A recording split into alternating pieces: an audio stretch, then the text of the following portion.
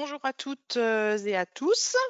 Bienvenue à notre webinaire opportunité de croissance, achat durable. Est-ce une opportunité ou plusieurs opportunités de croissance?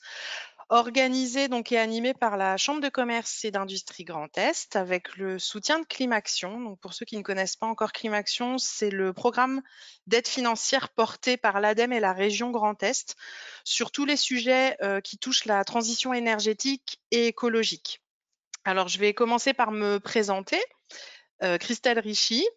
Donc, je travaille au sein d'une équipe Grand Est auprès des entreprises sur les thématiques de l'efficacité énergétique, des énergies renouvelables, de l'efficacité matière et de l'adaptation au changement climatique. J'accompagne les entreprises depuis plus de 20 ans, initialement dans le domaine bancaire et financier.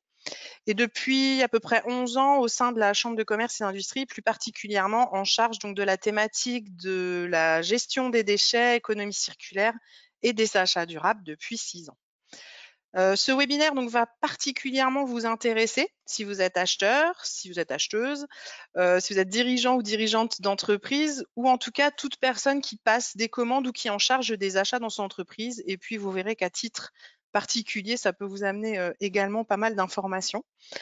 Vous allez découvrir en quoi les achats durables donc, sont source d'opportunités de croissance. À l'aide d'exemples concrets, nous allons tordre le cou à certaines idées reçues que nous pouvons tous avoir et nous allons voir comment favoriser le passage à l'acte dans vos entreprises en 1 heure.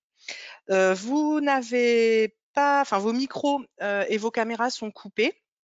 Eu égard donc le nombre de participants. Mais vous pouvez interagir tout au long du webinaire en posant vos questions par l'intermédiaire de l'onglet questions ou chat que vous avez normalement en haut à droite de votre écran. Je vais également éteindre ma caméra parce que voilà, en raison de la grève nationale, je suis à la maison et j'ai peur que la bande passante ne tienne pas malheureusement.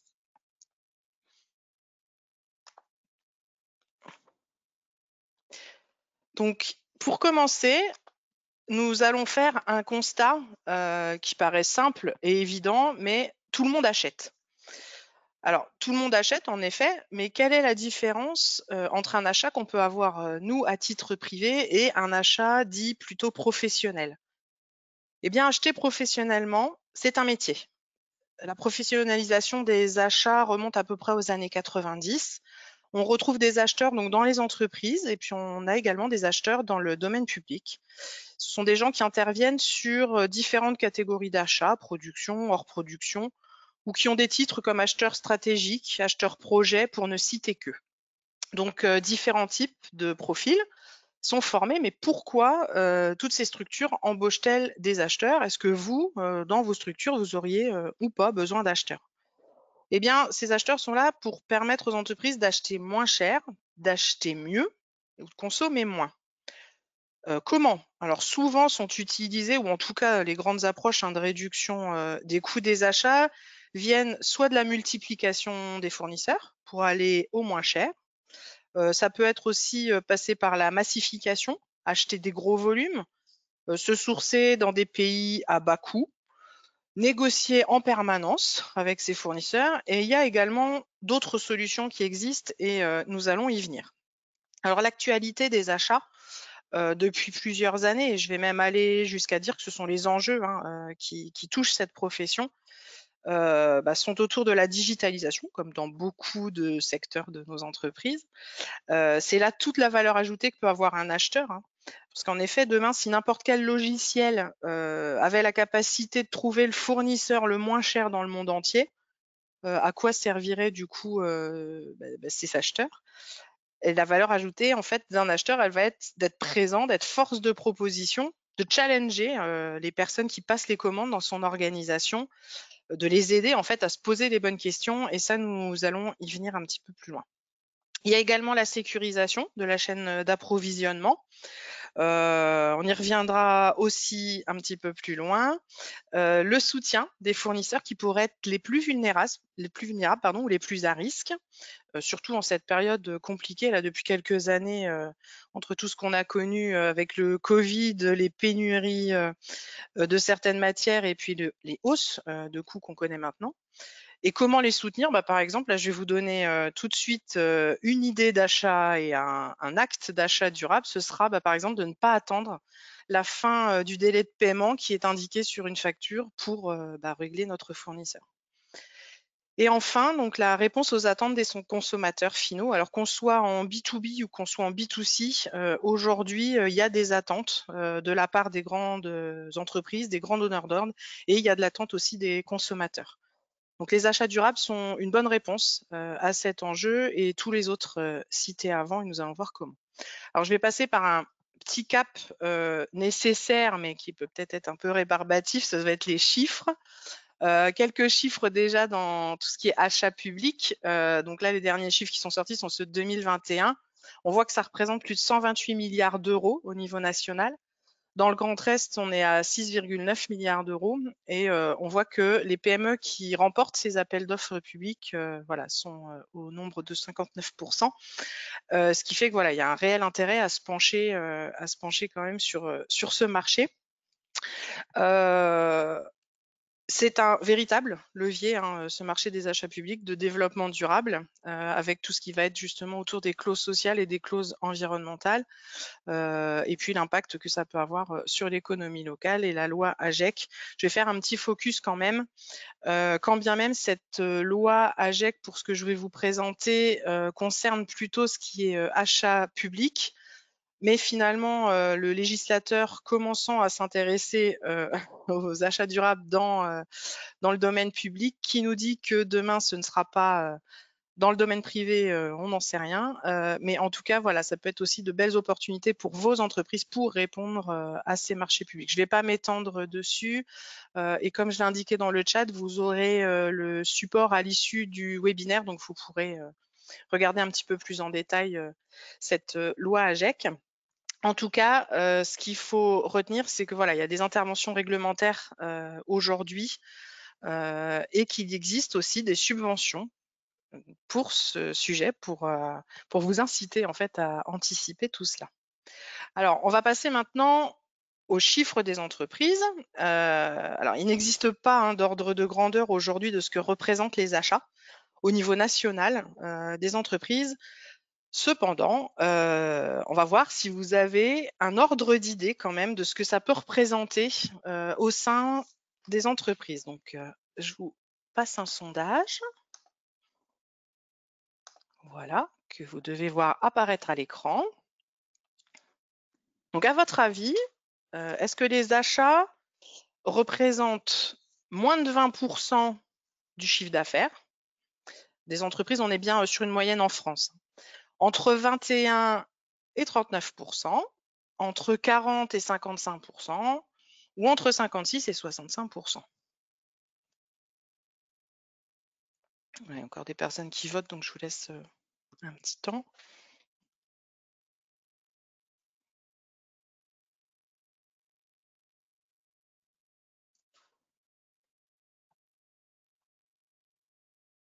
Je vais clôturer le sondage. Vous êtes 75% à avoir participé et vous affichez le résultat. Voilà.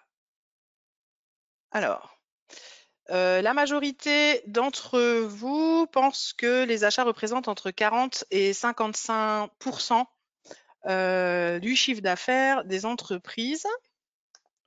Vous n'êtes pas loin. On est en moyenne, donc c'était plutôt entre 56 et 65.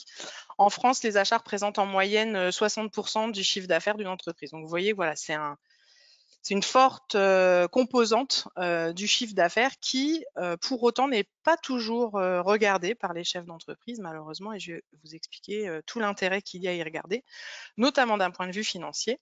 Ça, c'est un principe qui est connu du monde des achats et pas forcément des dirigeants, mais c'est toujours intéressant à savoir. Alors, ne prenez pas peur en voyant ce tableau. Pareil, vous pourrez le décortiquer quand vous aurez le support au besoin. Ce qu'il faut retenir de ce tableau, c'est que réduire de 1% le prix de ses achats, ça permet d'augmenter de 12% directement son résultat net. Et il est beaucoup plus aisé de travailler à réduire de 1% le prix de ses achats que de réussir à faire 10% de ventes supplémentaires. 10% de ventes en plus, ça veut dire beaucoup de travail autour de la communication, embauche de commerciaux. Enfin voilà, c'est un fort investissement en temps et en ressources humaines. Voilà, alors que de pouvoir réduire d'1% le montant de ses factures, c'est plus aisé. Ce qu'il faut retenir donc de cette introduction, si on peut dire, c'est qu'aujourd'hui, il existe une pression réglementaire sur les entreprises quant à tout ce qui touche aux achats. Il y a une réelle attente des consommateurs et des grands donneurs d'ordre. Et puis, on peut faire des gains financiers. Donc, autant y aller et travailler sur ses achats. Vous avez pu déjà entendre, là on va se consacrer un petit peu plus à notre thème du jour, donc que sont les achats durables. Vous avez certainement déjà entendu beaucoup de termes. Vous avez pu entendre achat durable, vous avez pu entendre achat responsable. J'ai déjà entendu achat circulaire, achat éco-responsable, achat vert, j'ai déjà entendu. J'imagine qu'il y a peut-être encore d'autres acronymes sur ce sujet. Ce qu'on va retenir, en gros, hein, c'est qu'on parle quand même toujours de la même chose. C'est un achat en fait qui va répondre à des critères économiques évidemment, éthiques, sociaux et environnementaux. On pourrait parler d'achat RSE, pour ceux qui connaissent la RSE, hein, la responsabilité sociétale des entreprises.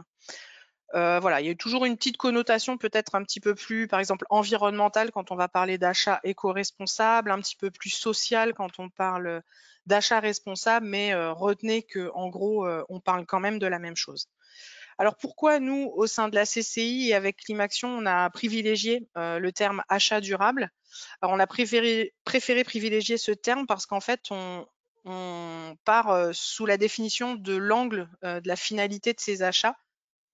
Et voilà, et puis c'est toujours mieux de dire à quelqu'un qu'il l'achète de façon non durable pour le moment plutôt que de façon irresponsable. Mais en tout cas, voilà, ce vers quoi on veut vous emmener, c'est voilà, d'acheter des biens ou des services qui sont durables pour la planète, durables pour l'entreprise, pour la chaîne d'approvisionnement et évidemment durables dans le temps. Alors maintenant, on va passer à des exemples très concrets. Alors bon, j'ai essayé de prendre des exemples qui concernent un petit peu toutes les activités des entreprises ou des organisations que vous représentez. Donc on va déjà partir sur le papier, l'exemple du papier qui est voilà, qui est un exemple qui nous touche tous, hein, même d'ailleurs à titre personnel. Et alors là, ce qui est bien, c'est qu'on a WWF qui a travaillé pour nous.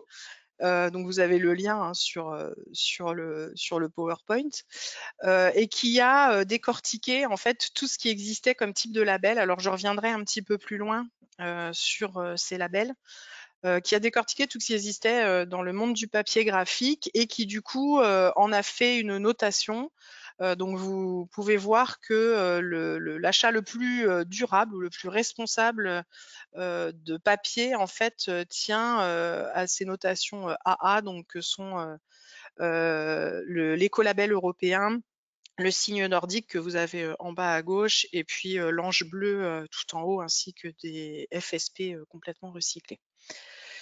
Alors on n'achète pas que des produits, on achète aussi du service dans les entreprises. Alors une prestation de service qui aujourd'hui est très très décentralisée, hein, beaucoup achetée par les entreprises, il est encore rare aujourd'hui d'avoir du personnel de nettoyage en fait dans son entreprise. Mais ce que je vais vous dire par rapport au choix d'un prestataire d'une société de nettoyage s'appliquera totalement dans une entreprise où les salariés font, enfin ou en tout cas les personnes qui s'occupent de tout ce qui est nettoyage font partie des salariés. Alors souvent, ça c'est un réflexe que tout le monde a, on pense aux produits utilisés. Hein, est-ce que mon prestataire utilise des produits labellisés, des produits verts? Ça, on y pense, mais il n'y a pas que ça à se poser comme question, puisqu'effectivement, on peut aussi se poser la question du choix des outils de travail, parce qu'en effet, sur certains outils, et ben, aujourd'hui, on est à 0 consommation de produits. d'utilisation que de l'eau ou en tout cas des outils qui sont moins énergivores que certains. Enfin voilà, ça c'est des choses qu'on ne regarde pas nécessairement. On peut regarder sur le volet social comment est formé le personnel. Les déplacements du personnel, est-ce qu'ils sont optimisés? Voilà, est-ce que les personnes qui, par exemple, n'ont pas le permis, on ne les fait pas intervenir à des moments où les transports en commun ne sont plus disponibles? Est-ce que la sécurité des agents est bien regardée? Quid des travailleurs isolés? Est-ce qu'on les a formés aussi sur la gestion des déchets? Parce que, en admettant que dans l'entreprise, tout le monde trie comme il se doit les différents types de déchets, si, le prestataire n'a pas été prévenu de la façon dont ça se passe et que la personne passe derrière tout le monde et remet tout dans une seule et même benne, on aura fourni un travail complètement inutile. Quid de l'utilisation de l'eau, que ce soit à travers, les produits utilisés, à travers, le choix des outils? Et se questionner sur le besoin au moment du choix du prestataire parce qu'effectivement, chaque prestataire ne fonctionne pas nécessairement de la même façon quant au calcul de ce que ça va vous coûter. Il y en a qui vont raisonner en heures de travail, il y en a qui vont raisonner en surface. Enfin voilà, personne ne raisonne forcément de la même façon. Donc voilà, il faudra vous questionner sur le réel besoin. Avec le télétravail, il y a beaucoup de changements aussi, des personnes qui ne seraient pas dans leur bureau, je ne sais pas combien de jours dans la semaine. Bon bah voilà, on peut réduire aussi le nombre d'heures des personnes qui interviennent. Aujourd'hui, il y a beaucoup d'innovations hein, qui existent dans ce domaine de la prestation de services de nettoyage. Je vous ai donné quelques exemples qui sont en plus des entreprises du Grand Est. Il y a Adelia aujourd'hui qui commercialise donc des bornes qui proposent des produits ultra concentrés conditionnés en big bag qui permet d'avoir un minimum de déchets par rapport à tout ce qui est emballage, notamment emballage plastique. Et puis voilà, ultra concentré, on est voilà, sur des produits éco-conçus qui permettent effectivement d'utiliser moins de matière à la base. Des produits de nettoyage aussi et d'entretien et de désinfection qui sont 100% actifs, d'origine végétale et 100% biodégradables. Un autre exemple, donc que vous soyez traiteur ou que vous ayez besoin d'une prestation de traiteur pour inviter vos salariés, vos parties prenantes, hein, vos fournisseurs, vos collègues, vos clients, des questions aussi à se poser sur cette prestation. Quels sont les ingrédients utilisés? Voilà, est-ce que c'est bio, pas bio? Est-ce qu'on fait travailler des producteurs locaux? Quid de la formation du personnel, la gestion des déchets? Est-ce qu'on vous laisse tout sur place? Est-ce que c'est du réutilisable? Est-ce qu'on vous le ramène? Alors normalement, avec la loi AGEC, maintenant quand on est sur place, mais pas encore sur les livraisons, vous avez dû en entendre parler parce que voilà, ça fait grand bruit, notamment auprès de tout ce qui est fast-food. Il doit y avoir depuis le 1er janvier de la vaisselle réutilisable mise à disposition. On n'y est pas encore en termes d'obligation sur la livraison, mais pour autant, il y a déjà des prestataires qui peuvent le proposer. Donc voilà, quid de cette réutilisation et puis de cette gestion des déchets. Quelles sont les matières utilisées justement pour tout ce qui est emballage et plateau, si on n'est pas nécessairement sur du réutilisable? Et pareil, est-ce que le déplacement a été optimisé dans le cadre des livraisons? Donc là, on était plus sur de la prestation de service. Je vous mets maintenant un exemple d'achat durable que n'importe quelle entreprise peut travailler avec le soutien de ses fournisseurs. Ce sont tous les emballages entrants.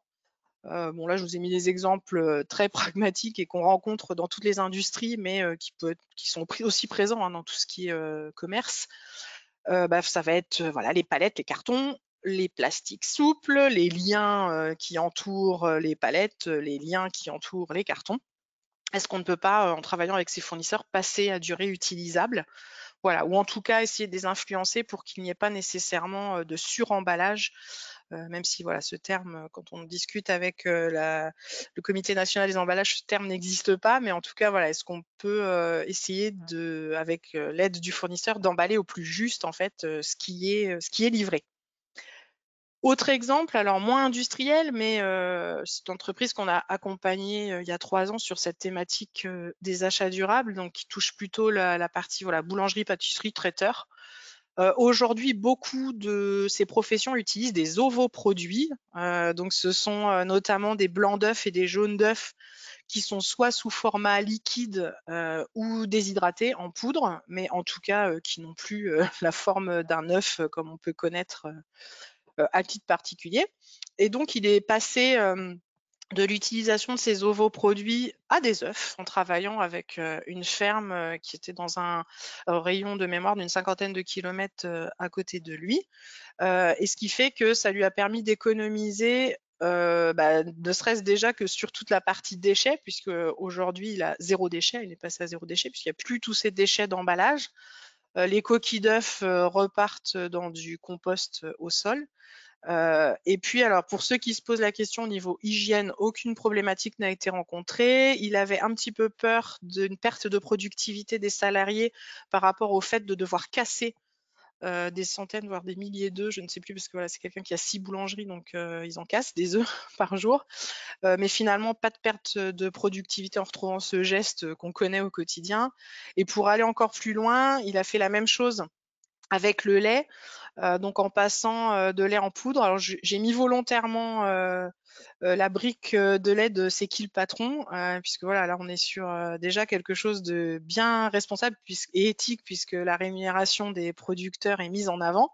Et pour autant, on peut encore aller plus loin, puisque ce boulanger est repassé en fait à la livraison de lait entier, pareil, hein, qui sortent directement de la ferme. Enfin, c'est une autre ferme, mais pareil, qui est située à proximité. Et pareil, qui est passé à du zéro déchet, puisque les contenants sont réutilisés et font des allers-retours à chaque livraison. Voilà, donc quelques exemples pour vous montrer de quoi on parle, et il y en aura encore hein, des exemples pour vous montrer de quoi on parle quand on parle d'achat durable. Un petit focus rapide sur le groupement d'achat, voilà, parce que comme je l'ai dit en introduction, se mettre à plusieurs, mutualiser, alors que ce soit au sein d'un groupe, au sein d'une association de chefs d'entreprise, d'une association de commerçants, c'est des choses qui existent, hein, qui permettent effectivement de réduire les coûts.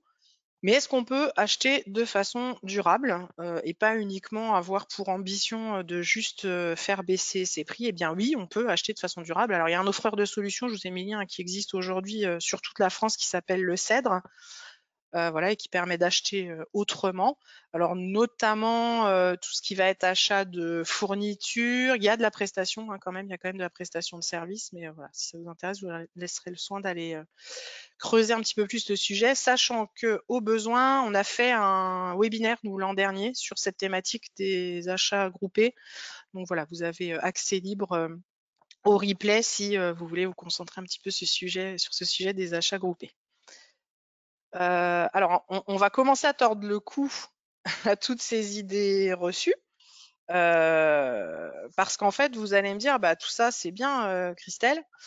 Mais finalement, acheter durable, pourquoi pas, hein, j'ai plein de voilà, d'arguments qui font que je voudrais y aller, protection de l'environnement, mais si j'achète de façon durable, nécessairement, ça va me coûter plus cher. Eh bien, pas nécessairement. C'est une idée reçue. Alors, je vous montre en fait, un cas d'école hein, qui est assez connu, donc qui est issu de l'Observatoire des achats responsables, l'Obsar, donc sur un achat de filtre à air qui est un exemple complètement fictif, mais pour réussir à comprendre comment on peut réussir à baisser ses coûts. 3 prestataires qui, si on regarde uniquement le prix en fait qu'on peut trouver en bas de la facture, on va vite se rendre compte que le moins cher en fait est le troisième, hein, Bonaire.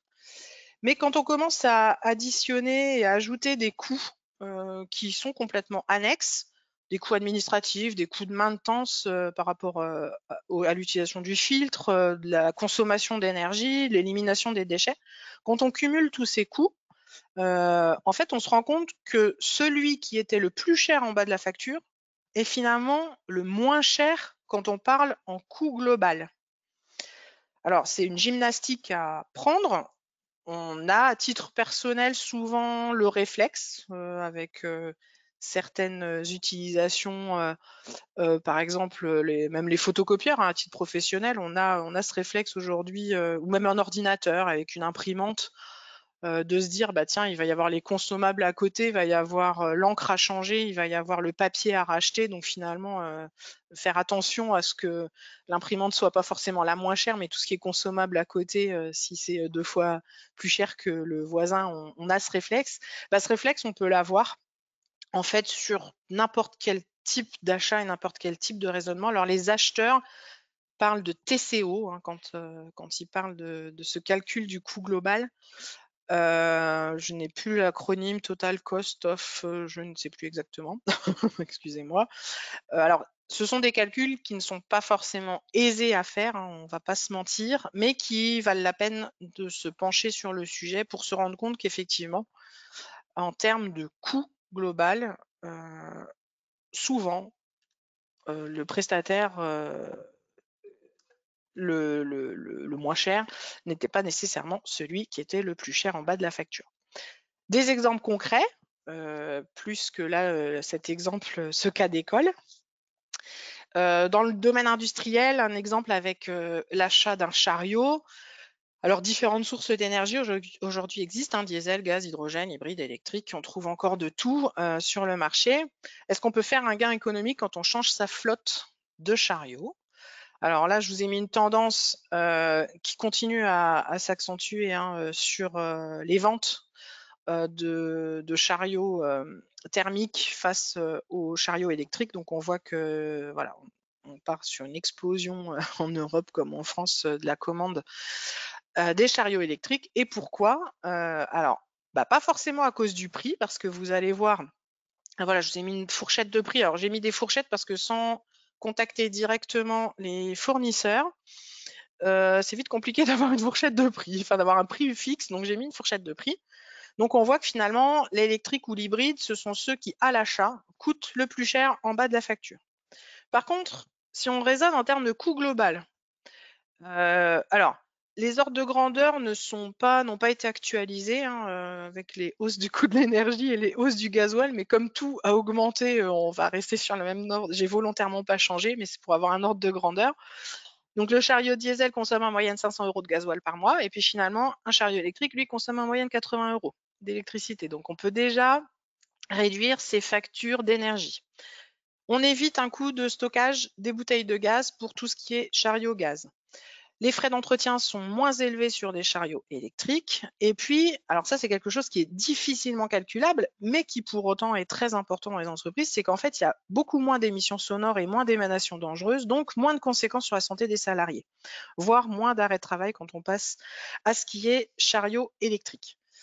Un autre exemple, avec par exemple des gants de protection, que ce soit protection à la coupure, protection mécanique. Est-ce qu'on peut faire un gain économique? Donc les tarifs à l'achat, pareil, je vous ai mis une fourchette de prix. En gros, on est entre 3 et 9 € hors taxe la paire de gants. Les prix diffèrent surtout selon les matériaux hein, en fait, qu'on utilise. La plupart des gants aujourd'hui dans l'industrie, donc qui sont mis sur le marché, sont jetés après utilisation. Alors parce qu'ils sont souillés, hein, peut-être que voilà dans la métallurgie, il va rester quelques éclats d'acier, de métal. Peut-être que dans l'agroalimentaire, il va rester, je ne sais pas moi, un peu de lait, un peu de, enfin voilà, peu importe l'activité. Mais en tout cas, la plupart des gants ont une utilisation unique et sont jetés après l'utilisation. Et pourtant, aujourd'hui, il existe des gants qui sont réutilisables et certifiés lavables qui ont été mis sur le marché. Donc le prix à l'achat, il est plus élevé, clairement, on va pas se mentir. Par contre, on peut faire un gain en termes de coût global qui peut aller jusqu'à 30 à 40 %. Comment? Eh bien, en fait, ces gants, donc déjà, ils sont utilisés plusieurs fois. Ils sont lavables et réutilisables, donc en fonction de la souillure, hein, évidemment, jusqu'à 3 ou 4 fois, avec pour autant toujours les mêmes vertus protectrices. Donc, il va y avoir des économies directes qui vont être faites sur ce qui est gestion de déchets, notamment, voilà, si vous êtes un industriel, vous savez que souvent les gants vont partir dans ce qu'on appelle les déchets dangereux en fonction de la souillure qu'ils ont, et ce type de déchet, c'est le déchet aujourd'hui qui coûte le plus cher à l'entreprise. Donc passer à du lavable, parce qu'on peut laver même des déchets dangereux qui ont souillé des gants, va permettre déjà d'économiser sur ces factures en fait de prestations de déchets. Alors, on est sur des produits qui sont beaucoup plus qualifiés en termes de qualité, qui durent plus facilement dans le temps. Un exemple concret là d'une entreprise donc qu'on a anonymisé dans le Grand Est, qui est passé donc d'une consommation annuelle de 7100 gants à 2192 en passant sur du réutilisable. Donc il y a un réel gain économique déjà à l'achat, hein, parce que même si les gants, on va dire durables, sont plus chers à l'achat, on en achète quand même nettement moins, plus la réduction des déchets est aujourd'hui un objectif qui est attendu par beaucoup d'entreprises, une réduction de l'empreinte carbone. Voilà, donc ça c'est un prestataire pour information, hein, c'est un prestataire qui est basé dans le Grand Est puisque donc je vous avais mis ATG est basé en Alsace. Donc voilà, réelle opportunité de croissance, un levier de croissance, on l'a vu, ça va être la baisse des coûts. Ce qu'il faut bien se mettre en tête, c'est de bien raisonner, c'est ce que je vous disais, en termes de coûts et pas en termes de prix. Donc là, vous l'avez vu. Et comment aussi on peut faire baisser ces coûts, hein. Il n'y a pas uniquement le fait de passer en coût global. Il y a aussi le fait de questionner le besoin en amont de l'achat qu'on va passer, que ce soit un produit ou que ce soit un service. Est-ce que je vais acheter mon bien ou est-ce que je vais le louer? Est-ce que je vais acheter du neuf, de l'occasion, du reconditionné? Est-ce que finalement il est nécessaire de changer tout ou partie des équipements en admettant par exemple qu'on veuille changer toute la flotte de téléphones portables de notre équipe de commerciaux? Eh bien, s'il y en a qui fonctionnent bien et qui n'ont pas de soucis, est-ce qu'on ne va pas changer que les téléphones qui sont défectueux? Pareil avec une flotte de véhicules. Est-ce qu'on va faire travailler des structures de l'économie sociale et solidaire? On y reviendra un petit peu après là sur l'économie sociale et solidaire. Et puis finalement, ça va être aussi de faire des choix en fonction des différents critères, hein. Je le rappelle, acheter durable, on tient compte donc de critères environnementaux, sociaux, éthiques et évidemment économiques. Mais finalement, l'achat idéal, il n'existera pas nécessairement, malheureusement. J'ai plein d'exemples en tête. Mais pour autant, en fonction de la stratégie de l'entreprise, en fonction des appétences de la personne qui va passer son acte d'achat, eh bien, l'objectif, ce sera de faire le meilleur des choix. Est-ce que je mets en avant plutôt le volet social? Pardon, est-ce que je mets en avant le volet plutôt environnemental? Alors, un exemple concret pour que ça vous parle un petit peu plus, exemple que j'ai vécu. Nous accompagnons donc des entreprises tous les ans, je vous présenterai à la fin de ce webinaire donc un parcours donc pour mettre en place une politique d'achat durable. Donc c'est des gens qui sont déjà sensibilisés au sujet. Et lors des ateliers collectifs, eh bien le midi, je gère la prestation du traiteur. Et puis, bah voilà, jusqu'à. Alors là, ça a changé hein, depuis 1 an ou 2, mais sur les premiers ateliers qu'on organisait, trouver un prestataire qui fasse travailler des gens dans l'insertion, qui utilise de la vaisselle réutilisable, qui travaille avec des producteurs locaux, ça n'existait pas, ou très très peu, en fonction des territoires où on se trouvait. Donc il faut faire des choix. Moi, je sais que voilà, j'avais mis en avant le fait de faire travailler plutôt des personnes en insertion. Donc on est souvent passé par des ESAT, si vous connaissez. Et pour autant, on était sur de la vaisselle en plastique jetable. Donc c'est vrai que lors du premier atelier, les participants avaient dit: «Oh, mais comment ça se fait? On est sur du tout plastique, il y a beaucoup de déchets». Donc j'ai expliqué mon choix. Je n'ai pas trouvé de prestataire qui répondait à toutes mes attentes au niveau social, éthique, environnemental. J'ai fait le choix d'aller vers le social. Mais si on justifie en fait son choix, pour aller vers un critère plutôt qu'un autre, comme je le disais, soit on le justifie à titre personnel, soit on le justifie par rapport à la stratégie de l'entreprise et aux enjeux de l'entreprise. Mais voilà, on peut faire des choix en tout cas voilà, qui permettent d'avancer sur ce sujet des achats durables. Et ça vaut à titre personnel pour tous les achats. C'est des questions que vous pouvez vous poser pour tous les achats que vous allez réaliser après ce webinaire. Une autre idée reçue, acheter durable, c'est acheter local. Alors, je vais vous poser donc une deuxième question en sondage. Vous allez me dire pour vous, qu'est-ce que c'est? Qu'est-ce que signifie en fait acheter local?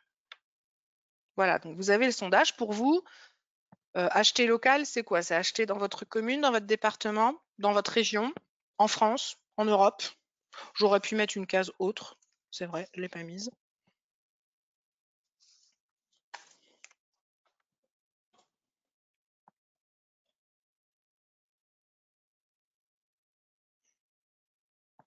Vous êtes encore en train de voter.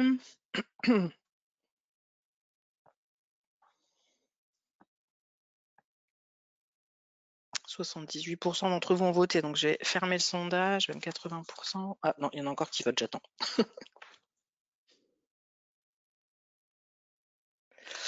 Hop, je ferme le sondage, je vous partage les résultats. Donc là, ça se divise entre votre région et votre département.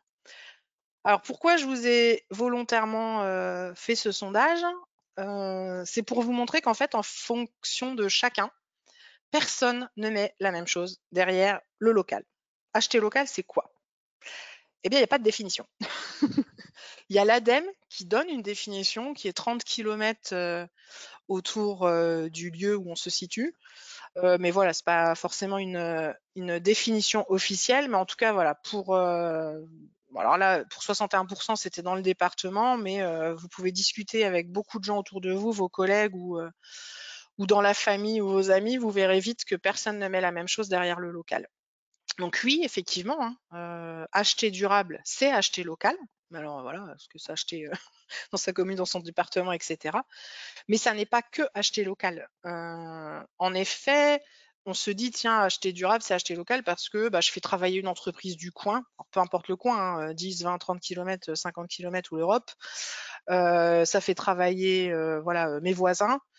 Mais finalement, est-ce que vous savez si les pratiques de ce voisin sont aussi vertueuses au niveau éthique que une entreprise à l'autre bout du monde? Peut-être, peut-être pas. Ou finalement, cette entreprise elle-même, est-ce qu'elle achète aussi en local, entre guillemets? Donc en fait, oui, acheter durable, c'est acheter local, mais pas que. Il faut bien penser, il n'y a pas que le côté environnemental, il y a bien le côté social et éthique à mettre en balance également. Acheter responsable, c'est utiliser les services de l'économie sociale et solidaire. Alors, pour ceux qui ne connaissent pas, en gros, pour faire simple, l'économie sociale et solidaire, c'est tout ce qui regroupe en fait des entreprises d'activité par l'insertion ou la réinsertion des personnes qui sont éloignées de l'emploi, soit par des troubles physiques, moteurs ou psychiques, ou éloignées de l'emploi, voilà, tout simplement parce qu'ils n'ont pas travaillé depuis très très très longtemps. Donc effectivement, là, on est plutôt sur le volet, avec le local, on était plutôt sur le volet environnemental, avec l'économie sociale et solidaire, comme son nom l'indique, on est plutôt sur le volet éthique et social. Donc oui, c'est acheter durable, mais par contre, pas que. Voilà, il faut... Évidemment, c'est l'exemple que je vous donnais avec les plateaux repas. L'économie sociale et solidaire peut aussi travailler, et il y en a beaucoup qui le font, sur le volet environnemental.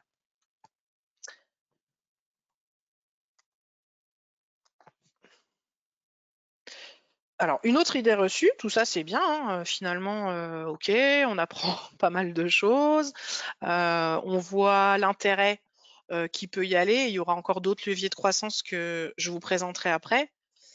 Mais finalement, tout ça, ça va me compliquer mon sourcing. Alors, le sourcing, qu'est-ce que c'est pour ceux qui ne connaissent pas? C'est en gros trouver les fournisseurs. Alors, je crois pas qu'il y ait de terme, parce que sourçage, je crois pas que ça existe réellement en français. Il n'y a pas vraiment de terme équivalent, mais voilà, en gros, c'est chercher des fournisseurs. Donc, ok, moi, je veux bien acheter mes prestations de services et puis mes produits de façon plus durable, mais comment je trouve les fournisseurs? Parce que voilà, est-ce qu'il existe une plateforme qui reprend toutes les entreprises, par exemple en France, qui éco-conçoivent leurs produits et puis finalement qui vendent uniquement des produits qu'on pourrait dire éco-responsables. Alors non, ça n'existe pas. Ce type de plateforme n'existe pas, que ce soit dans le domaine public ou privé. Alors il y a des initiatives qui existent en fonction de certains territoires, qui sont portées notamment par des collectivités. Et puis, il y a des plateformes, quand même quelques-unes qui existent, notamment sur ce qui est économie sociale et solidaire, donc que vous pouvez activer par rapport à notamment de la prestation de services, de la sous-traitance, de la gestion de déchets, entretien d'espaces verts, blanchisserie, enfin voilà, il y a différents types d'activités qui existent. Donc là, je vous ai mis les plateformes dédiées. Alors la liste est non exhaustive évidemment. J'ai pas forcément mis tous ceux qui peuvent exister. J'en ai certainement oublié. Mais pourquoi je vous ai mis faux, ça complique le sourcing parce que déjà il y a quelque chose à laquelle on ne pense pas nécessairement, c'est son propre ou ses propres fournisseurs. Vous n'êtes pas obligé de changer de fournisseur. Vos fournisseurs ont peut-être des solutions qui existent. Il suffit de discuter avec eux et de leur dire, bah voilà, aujourd'hui, on est sur tel type de produit, on travaille ensemble. Est-ce que vous avez, vous, de votre côté, travaillé le volet environnemental de vos produits? Est-ce qu'il y a des produits qui sont un petit peu moins néfastes pour l'environnement? Et puis finalement, voilà, l'objectif, c'est pas nécessairement de changer de fournisseur. Et puis, l'autre chose qui va pouvoir aider dans la prise de décision, si jamais on veut changer de fournisseur, hein, pourquoi pas, ça va être de connaître tout ce qui est label, certification. Donc là, on va faire un petit focus là-dessus. En tout cas, ce qu'il faut se dire, c'est qu'il faut être curieux. Il va falloir aller fouiller sur le site de ses propres fournisseurs ou d'autres fournisseurs. Il va falloir aller poser des questions à ses fournisseurs ou à d'autres, si jamais il est nécessaire de changer. Mais en tout cas, il faut être curieux. Alors, un petit focus rapide sur tout ce qui est charte, certification, label. Comme je l'ai indiqué, on est face à une réelle jungle de toutes ces chartes, certifications et labels. Il en existe pléthore. Je dirais bien des centaines, mais je pense qu'on est presque même proche du millier. Que ce soit en France ou en Europe, voilà, on est les pros, des labels. Il existe des labels en fonction des produits, sur tout type de produits. Donc là, je vous en ai mis que quelques-uns, hein, qui sont tous pour le coup des labels vérifiés. Je ne vais pas dire qu'il y a des bons et des mauvais labels, mais bon, voilà, qui sont des labels sur lesquels vous pouvez vous fier. Et puis sur le côté droit, vous avez plutôt ce qui touche à la certification ou aux chartes. Donc les labels, on est plutôt sur des labels qui concernent des produits, retenez ça, et sur ce qui est certification et charte, on est là sur la façon de fonctionner de l'entreprise.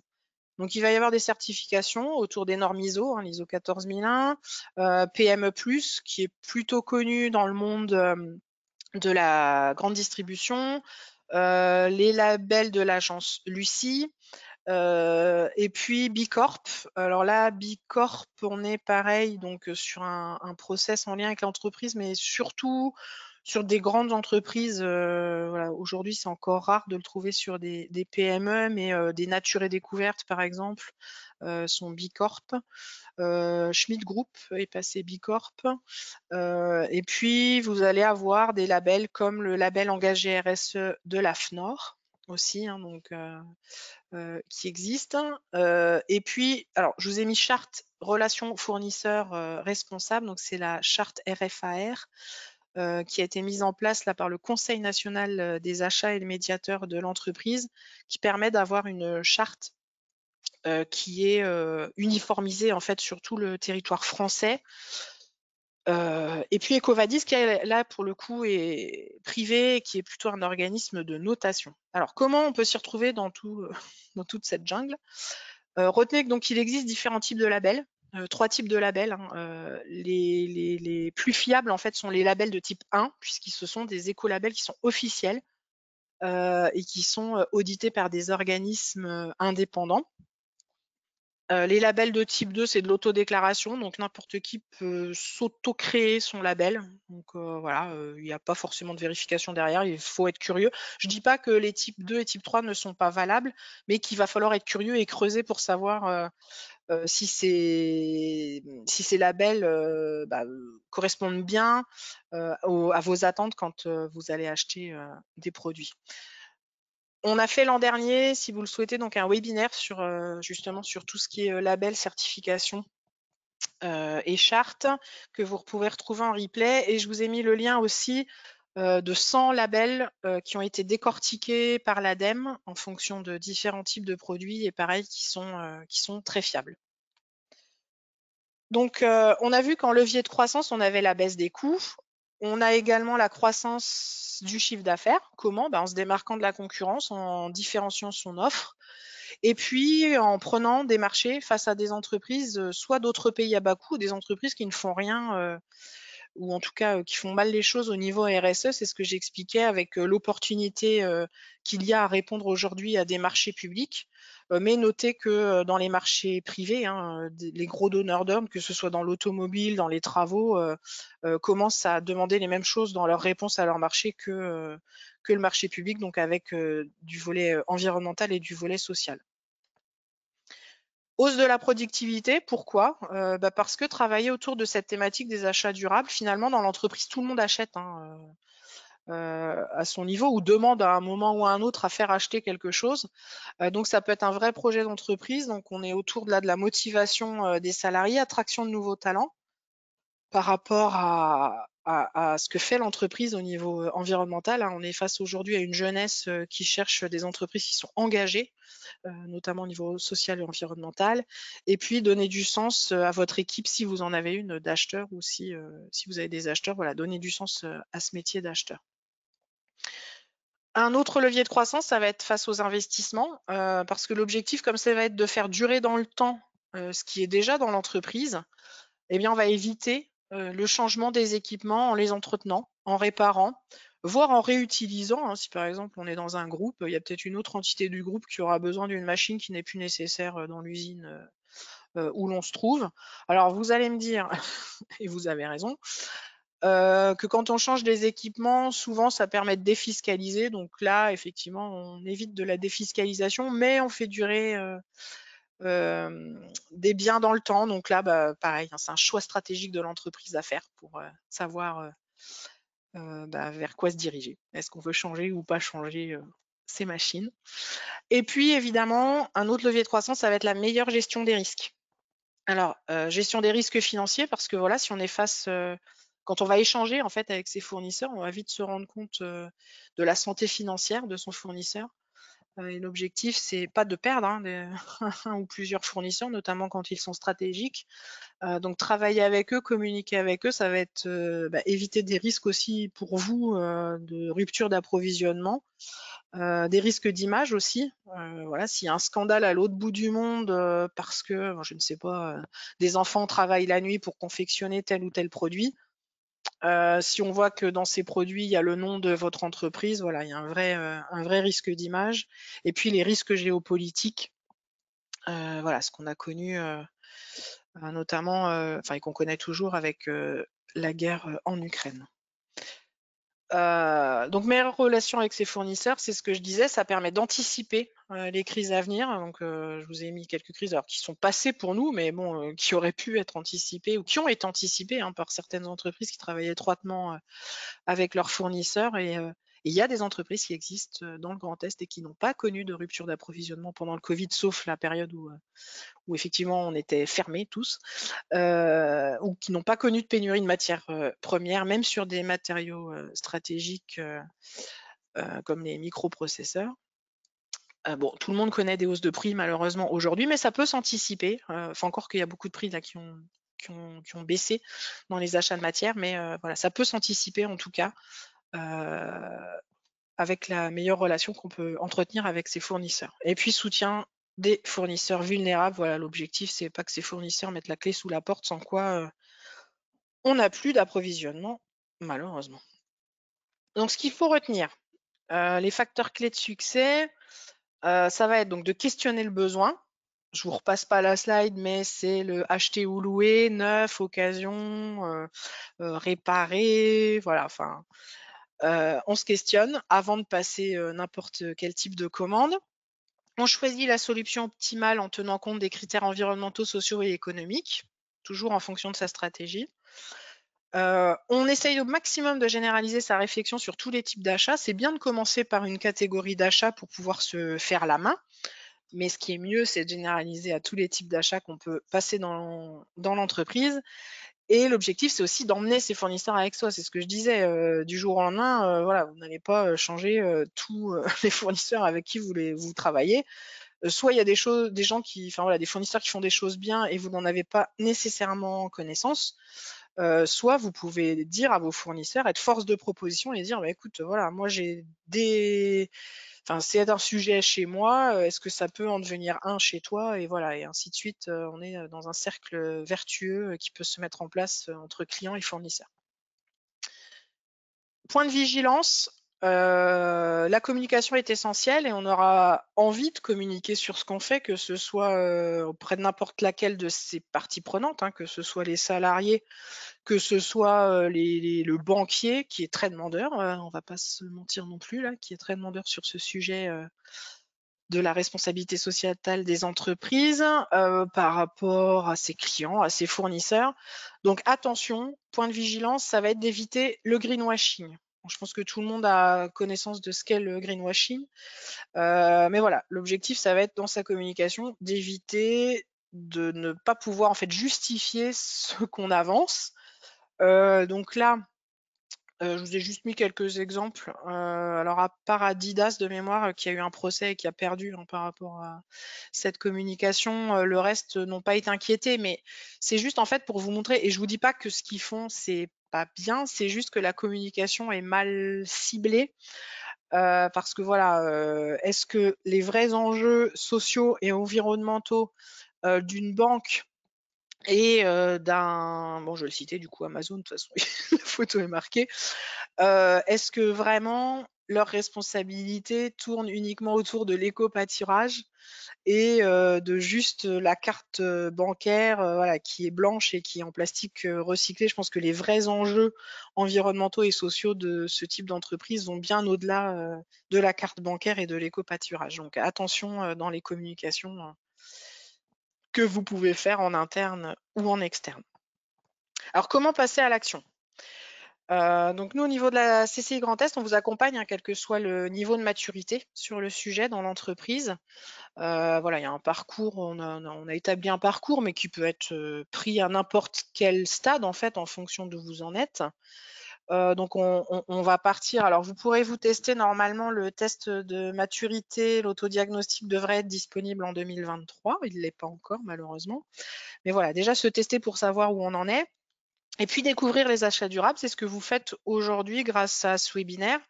Donc vous pouvez également revoir, je vous ai mis le lien vers tous les webinaires qu'on avait fait en 2021, qu'on a fait en 2022, et vous inscrire sur les webinaires qui vont arriver sur 2023, donc sur les outils, sur les mesures et les indicateurs d'une politique d'achat durable. Et à la fin dernier trimestre, on fera un webinaire sur la décarbonation des achats.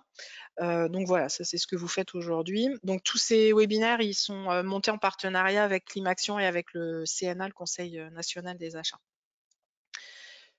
Vous pouvez aussi, d'une autre façon, un petit peu plus innovante, faire découvrir la thématique à vos comités de direction ou à vos partenaires ou à vos salariés, enfin voilà, peu importe, ou si vous êtes un directeur achat, à toute votre équipe d'acheteurs. C'est un serious game qui a été développé l'année dernière donc par Climaction et par la CCI. La mise à disposition de boîtes de jeux est gratuite.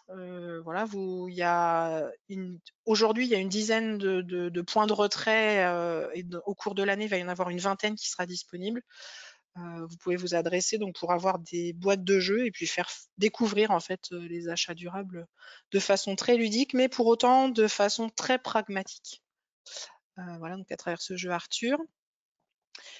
Et puis, préparer le lancement en fait d'une politique d'achat durable, il y a 2 possibilités qui s'offrent à vous. C'est soit vous avez déjà identifié un projet stratégique, hein, autour de votre poste achat, donc vous avez besoin de l'appui d'un prestataire. On peut donc nous vous accompagner, à trouver le financement, des cofinancements, qui existent, pour ce projet.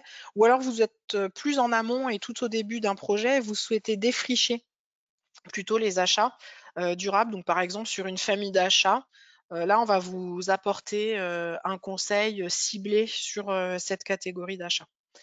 Alors pour impulser en fait cette démarche, on peut vous aider, hein, à trouver, voilà, si vous n'avez pas de connaissances de consultants ou de consultantes sur ce sujet, On peut vous aider à trouver la bonne personne qui vous accompagnera. Nous, on n'a pas vocation à remplacer ces personnes dans ce métier. On va être là pour sécuriser le projet en amont avec vous et puis après, on passe la main.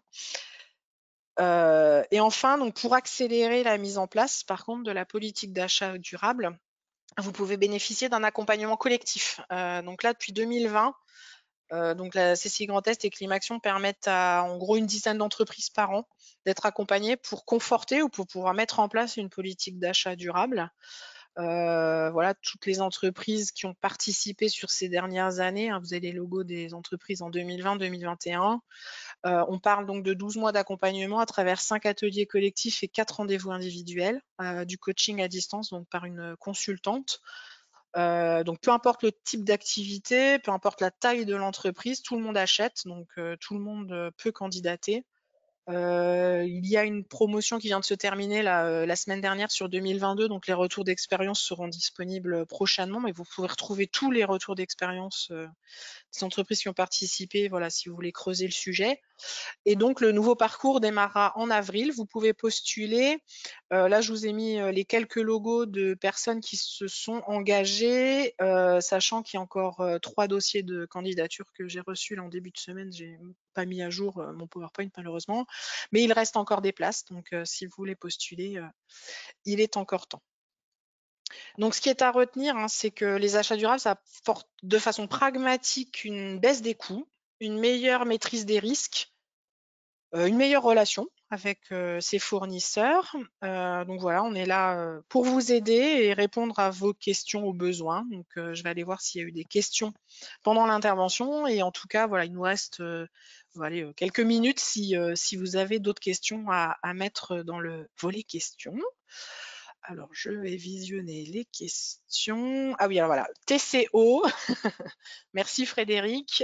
C'est Total Cost of Ownership. Donc cette méthode de calcul de coût global dans l'entreprise. Je ne vois pas de questions. C'est que ça a été très clair. J'espère que je ne vous ai pas endormi. Donc merci en tout cas tous pour votre participation.